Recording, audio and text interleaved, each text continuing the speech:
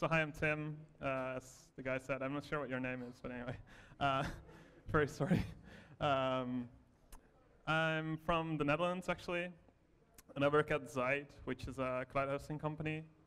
You might have heard of it, maybe you've not, maybe you have, but through some other way, like our open source projects like Next or Hyper or like Micro or like PKG.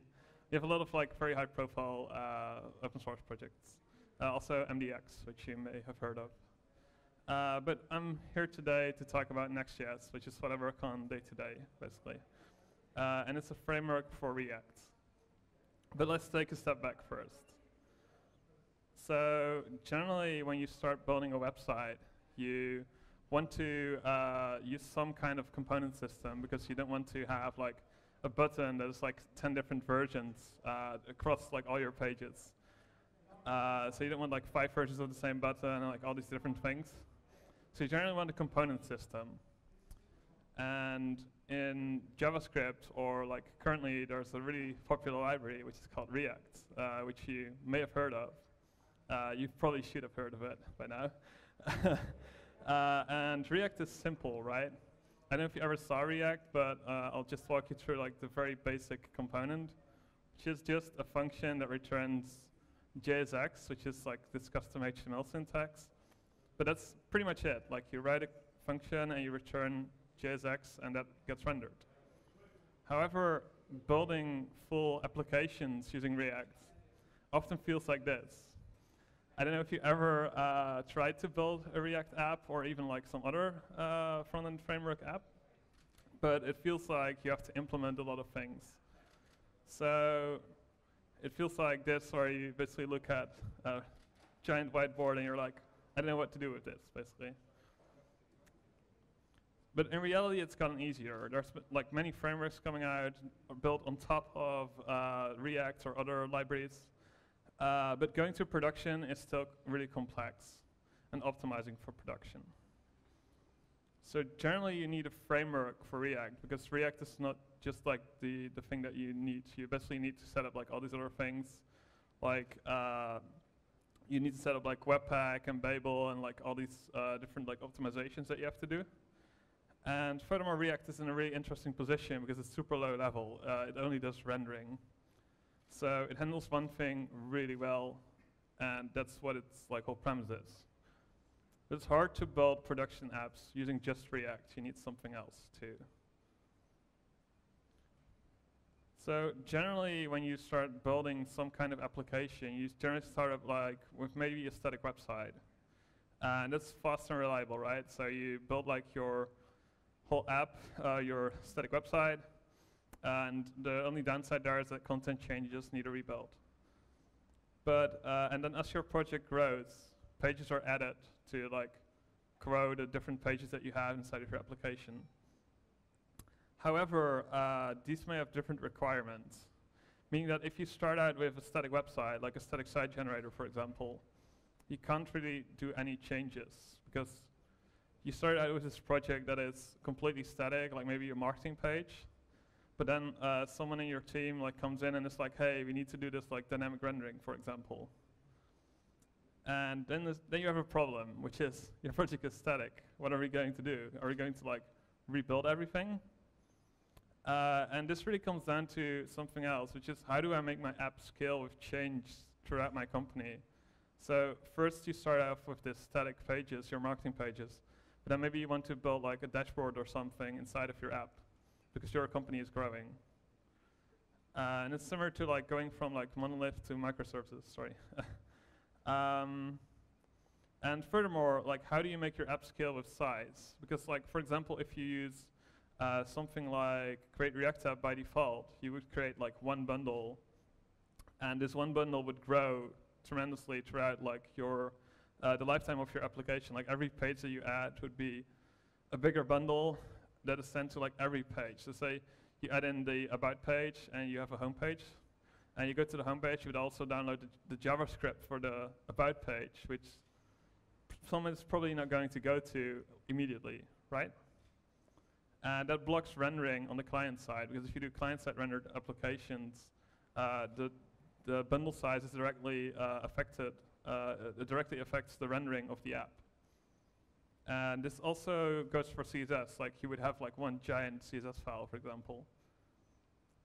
And this grows like uncontrollably. So every time you add more stuff into your application, it just grows. So this is where Next comes in, because Next helps you scale with all these changes in your applications. And it allows you to focus on what's important, which is like your personal like business logic for your applications. And the way that you start using Next is by creating a pages directory. It's just a directory. You do mk dir, and then you have a directory. Nothing special. So in pages, every path, every file is mapped to a path. So if you have pages about.js, it actually sends it to, in this case, there's site.co/about, but it would be localhost 3000/about, for example. But say you want to do dynamic writing, because you're thinking like, oh, but I can't do anything like special here. So what if you want to do /product/ some dynamic parameter? And you can actually, since recently, do this using this syntax, which is you create a product folder with an ID.js file. It's prefixed with a $sign, but we are changing the syntax because this has issues. But we're improving this still, and this is coming to Next very soon, which allows you to do dynamic parameters by default, mapping to a React component, basically. Because let's take a step back. What is a page? It's just that React component that I just showed you earlier on. It's a React component that's exported from the pages directory. And every, so generally, like say you do hello world, for example, that would generally you want it to be a static site, right?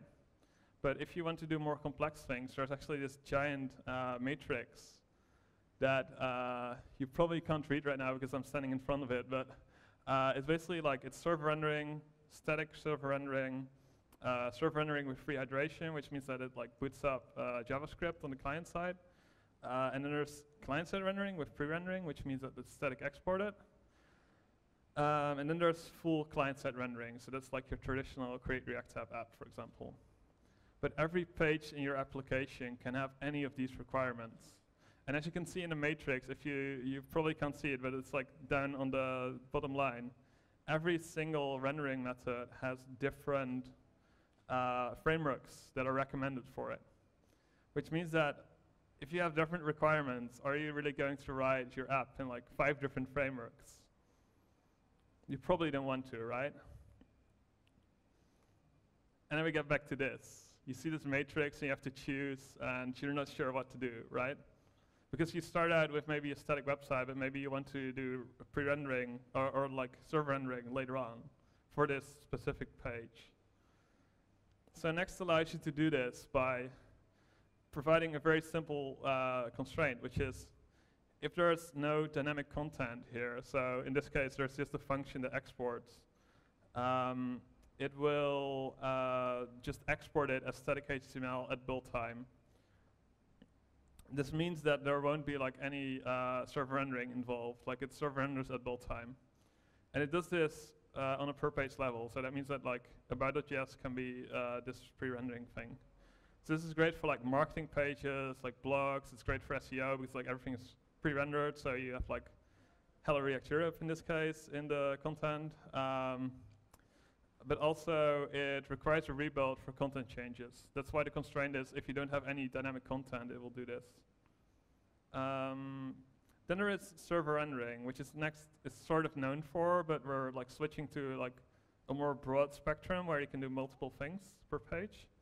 This is generally for like headless CMS powered things, right? So say you have data that comes from some source, like, I don't know, Contentful or Prismic or like some other CMS, like WordPress maybe.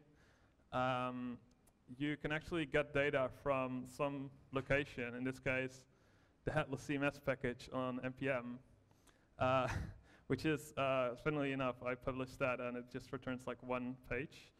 But it allows you to get data from any source that you want. And this is server rendered. So every time a request comes in, it server renders that request. Then there's client-side rendering, which means that you render fully on the client side. This is generally what you do for dashboards or like internal applications, because you don't want to maybe bother with server rendering, but you might also want to use all the other features that Next has and the benefits that it gives. So it's like more for classic single-page applications, basically.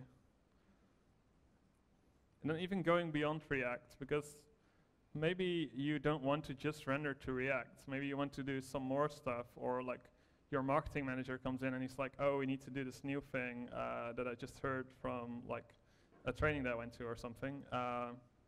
So Next allows to render to more strategies than just these React ones, which is AMP. I don't know if you ever heard of AMP. Has anyone heard of AMP before? That's actually more than I expected, which is good. So AMP is a standard for building very fast web pages. So it allows you to build, like in a subset of HTML, basically really fast applications. It was started by Google, but it's now governed by more companies like Microsoft and some others. And it actually allows you to create this like markup that will be indexed by Google or other, like Bing, for example, and then like rendered inside of the browser, inside of the search engine. So in this case, you maybe have seen this on mobile before. Like there's this lightning icon, and this lightning icon means that it's AMP compatible. And once you click on it, it loads almost immediately. So like after my talk, you can go to like say Google and you search for Next, and it will immediately load the Nextjs website inside of Google, for example. And this makes for really fast experiences for most users. And there's two ways to use AMP in Next, which is you have HybridAMP, which means that you have a React page for your users. So for like if you go to the main website, and there's an AMP page for like search indexing, for example. And you can enable this using the with AMP function, basically. And then there is something else, which is really interesting, which is Mfirst. And this means that your whole application or your whole page, because it's on the page level, can be rendered inside as AMP. So like your desktop app would even be rendered as AMP, even though like AMP was started for mobile, it really works well on desktop too. We use this for example, Nextjs.org. As I showed, like we have this icon also, but we use it for like the docs and the blog, for example, and it's really fast. It's faster than having a React app, for example. And the interesting part is that all these strategies can be combined. So you can say, oh, my about.js page is pre-rendered and AMP hybrid, which means that it's server-rendered React plus like this other like AMP pages for like the search engines, for example. But then your dashboard is client-side rendered, and your products ID page is server-side rendered because it gets data from some unique source. So every page can be a different strategy, and you can use like different tools, and they're all like unique, basically. Because like, why would you server render a marketing page, right? You want to do it as static rendering. However, apps are generally not just the front end, because like maybe you have a contact form or like some other logic that you want to build. So you generally need a backend to handle your data. And I don't know if you ever set up, like, for example, a Node.js server, but it involves a few steps. This is a pretty big slide, so let's walk through it one by one. So first you create your separate project, because it's not inside of your app, right? It's like a separate API endpoint, for example. Then you install your favorite web server. This could be like Express or something. Then you create your endpoint, like you write all the code. And then you run your server on a different port, so you have like multiple servers running. And every time you make a change, you need to restart your server. So what I used to screw up a lot when starting out with Node was actually like I booted up my Node server. I requested the API. I was like, oh, this response is not super good. I need to make these changes. So I made these changes. And I requested the API again.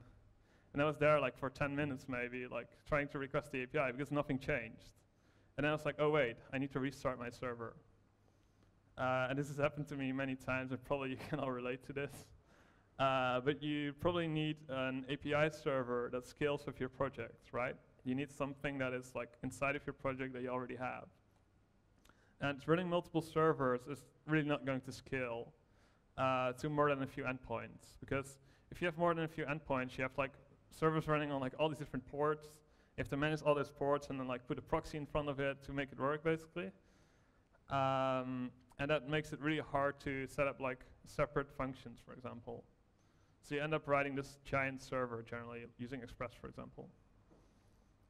So there's something really interesting that we've been working on for Next, which is that you can now create endpoints in Next, which means that you don't need a custom like Express server, for example. You can just create API endpoints. So say you create pages, API, contact.js. Anything in the API directory will actually map to a serverless function, or just a function that's executed, basically. And it has the same programmatic usage as Express handlers. So you know how, like, if you use Express before, you probably all have if you used Node before, because it's really popular, and people actually sometimes think this is like Node.js core APIs. We see this a lot, actually, like people doing like REST.json, oh, it doesn't work, why doesn't it work? So we added in these extra handlers that Express provides, which is like REST.json, but also some others. Like, for example, request a query, request a body, and request a cookies, because like these were the things that we saw that users always did. So let's have a look at how that works. So I'm going to have to look that way, because in my speaker notes, this is not going to play. So I'm very sorry for not looking at you, but basically we open up the pages API hello.js file, and then boot up Next, which boots up a development server on localhost 3000. Then I run a curl that basically returns hello, as you saw in the code. And then we change the hello to hello world. And we just save the file and exit it, and then do the curl again. And there's hello world, which means that you didn't have to restart your server, you didn't have to do anything, you just save your file and it immediately hot reloads and works immediately, basically. So yeah, that's API routes. It's really useful when creating like smaller functions, for example, or maybe even like building your whole API in it. But your API endpoint is handling data, right? It's like a contact form, for example, which is really important to your business, because otherwise, like, you don't have customers that reach out to you. And the marketing department will be like, why are we not like growing? Because like there's no people that contact us, for example. So you can't afford it to break. But how do you avoid bugs? And some of you are thinking, there's this thing called Typescript or static type checking, right? So yeah, this is about Typescript. Next now supports Typescript by default, which means that you can actually, without setting up anything, because if you ever used Typescript before, you have to set up a lot of stuff, actually. You have to set up, for example, your tsconfig or your like detailed.ts files for like importing extra Node.js stuff, for example. You don't have to do that with Next. Like, it's automatic when you use .ts or .tsx.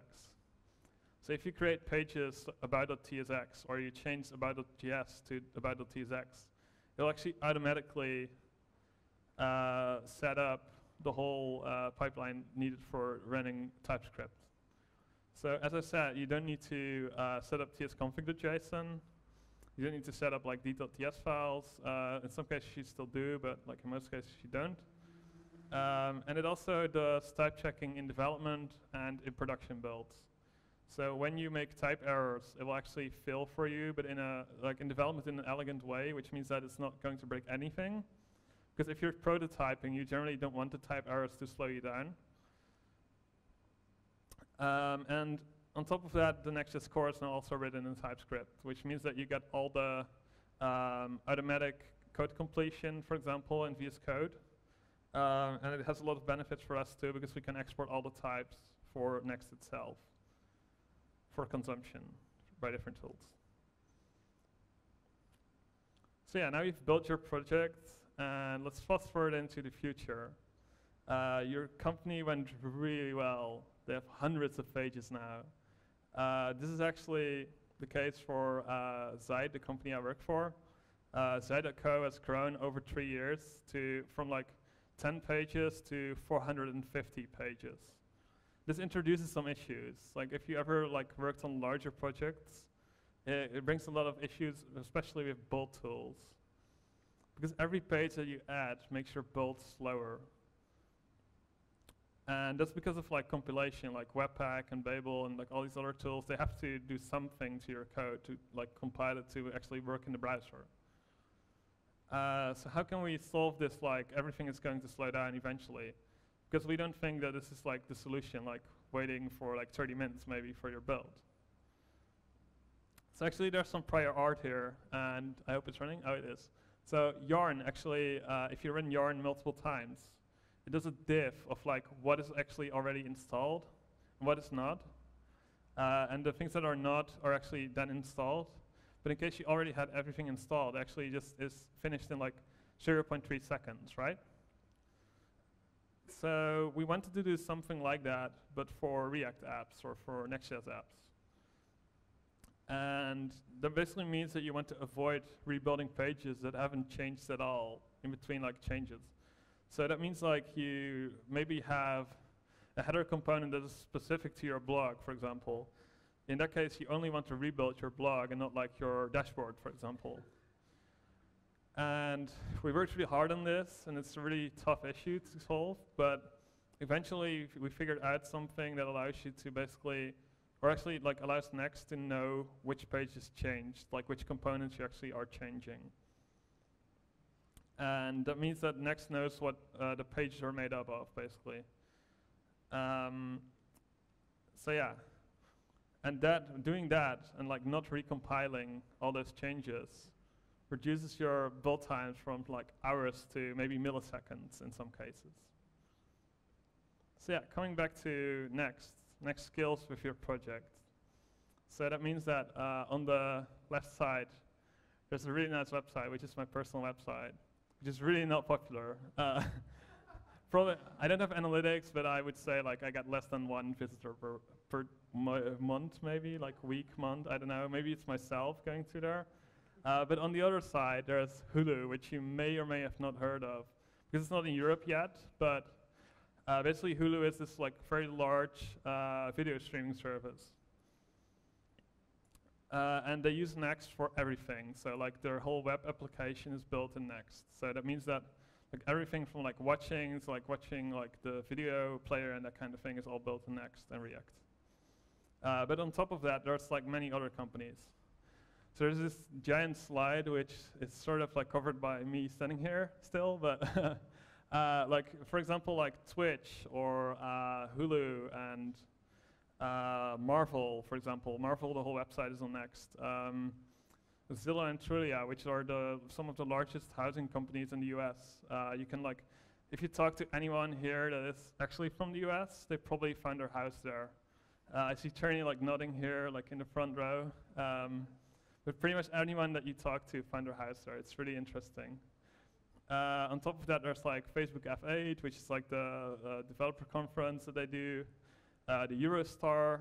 I actually bought my tickets for Eurostar there. It's really interesting. AT&T, full website.